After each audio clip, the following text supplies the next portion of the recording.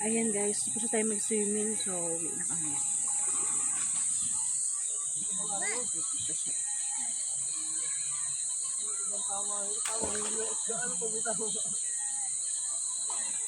Uwi na kami guys. Ayan, kung nagustuhan niyo yung i-share kong video. Mag-video ako dito. Medyo nag-ano ako kasi nag-shoot ako pandigo kasi init rin ako guys sa bahay. So, nagligo ako. Dito rin sa ilog. So, thank you guys. Sana gusto niyo na sinare ko ngayong araw na to. Kung saan malapit yung resort dito sa Sirectala Resort. So, medyo matagal akong hindi nakapunta dito. First time ko ulit. So, matagal-tagal na. Kaya, binalikan ko ulit ito guys. Ayan, sa mga malapit dito sa Sirectala Resort yan.